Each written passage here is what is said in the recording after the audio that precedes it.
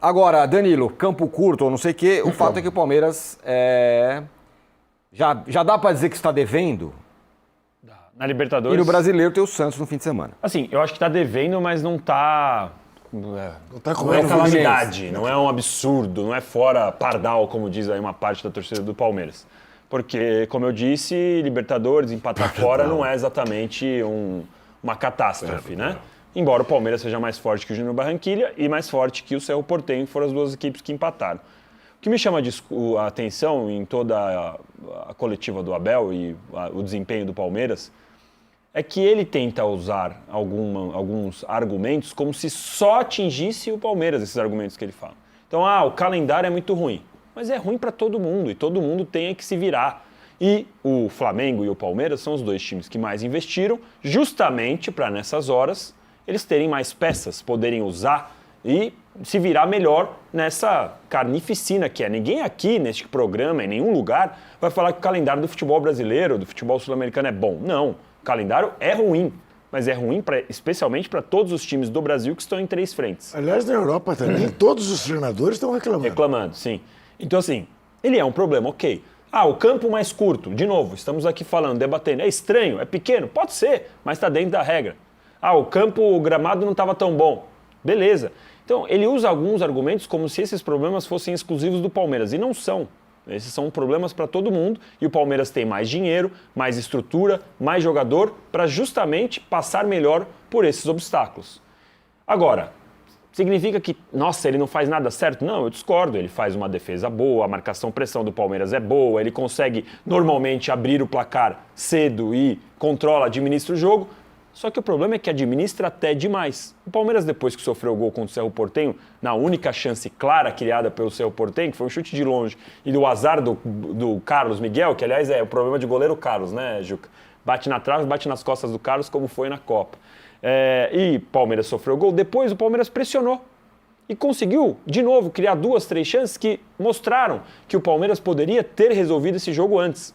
Então, é um problema. E o Palmeiras, eu escrevi isso na minha coluna de quarta, o Palmeiras parece viciado nos próprios erros. A gente vê os mesmos problemas sendo repetidos jogo após jogo, que é Flaco Lopes prendendo muito a bola, o Arias sumido, o Alan parou de jogar, as substituições do Abel normalmente são as mesmas. Saiu o Sousa, entra o Maurício. O que eu acho é que o Abel ele precisa mais do que... Eu tenho certeza que internamente ele cobra mais do que ele fala na coletiva, isso eu tenho certeza.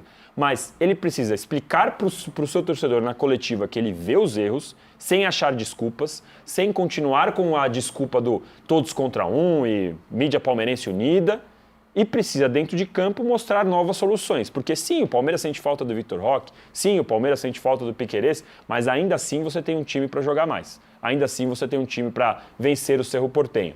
Não é uma tragédia, não é fora pardal, mas o Palmeiras precisa melhorar. Para mim é simples assim. Fala. Esporte é cultura. Para quem é muito jovem. Carlos, goleiro da seleção brasileira, Copa de 90 na Itália. 86. Copa de 86 no México. Brasil e França. Disputa de pênaltis. O último pênalti francês. Se erra, continuaria, porque o Sócrates tinha perdido um pênalti e o Júlio César outro. Júlio César. Isso mesmo. Né? Isso, na trave. A bola bate na trave e bate nas costas dele e entra. Deu maior polêmica, porque havia quem jurasse que o pênalti se encerrava na hora que bateu na trave. O Vital Batalha era o assessor de imprensa da CBF, invadiu o campo e queria que voltasse. Isso não vale. Então, queria que depois recorresse à FIFA. Mas, enfim, foi assim. Goleiro Carlos, que era um baita de um goleiro, ficou marcado. Mas não era um cara de sorte. Peraí, falando nisso, nós tivemos um jogador que perdeu 3 vezes o pênalti. Depois fez gol. Exatamente. O Carlos Vinícius do Grêmio. Carlos Vinícius, que é inacreditável. Isso. Ele se compara ao Palermo. O Palermo cobrou 3 vezes, errou 3 vezes ou Não, 2 o Palermo foram 3 pênaltis diferentes. O Carlos Vinícius foi pior. Batista O também. Carlos Vinícius foi a mesma cobrança. Gol contra o São Paulo, contra o Corinthians, o Nelsinho Batista jogando pelo São Paulo. Agora até perdeu 4. Como? 4. Não, 4. porque eu lembro do Raí perdeu 2 escondida, não Quem foi isso? cobrou 4, perdeu 4? Nelsinho Batista. 2 são muitos. Nelson Batista perdeu 4 no mesmo lance. Arnaldo Ribeiro. Você que diz, né? O Palmeiras precisa se acostumar a não fazer o mínimo. Isso, porque tem um dia que a bola bate na trave, nas costas e entra. Exatamente. Tem um dia que acontece isso. Acontece. Eu acho que talvez para o Palmeiras tenha acontecido num momento ainda que é possível fazer uma reflexão sobre a vantagem mínima, né? Que é um estilo que o Abel importa do Mourinho, e a gente vê muito nas equipes do Mourinho, que é quase uma irresistível vontade de administrar a vantagem mínima no placar. A maioria das vezes dá certo, nem sempre dá certo, né? E acho que o Palmeiras tem time para fazer mais do que a vantagem mínima, né? Claro que está sem 2 jogadores muito importantes contratados para ampliar a artilharia. Agora o Vitor Roque se junta ao Paulinho, mas eu vejo que é mais uma questão de estratégia mesmo do que de falta de capacidade técnica para ampliar a vantagem. É mais ou menos aquela comparação que a gente fazia com o Flamengo, né? Que tenta, quando faz o gol, nocautear o adversário, ampliar a vantagem, abrir a vantagem, para não ficar dependendo, né, de uma bola fortuita e tudo mais que pode acontecer, né? Eu acho que esse é o incômodo. Agora, na Libertadores, o Palmeiras não é o melhor time como foi em outras ocasiões nessa fase de classificação. Mas no Brasileiro ele ainda é, né? E tem todas as condições, para mim, de ampliar a vantagem sobre o Flamengo até a parada da Copa, porque você tem adversários mais frágeis para enfrentar.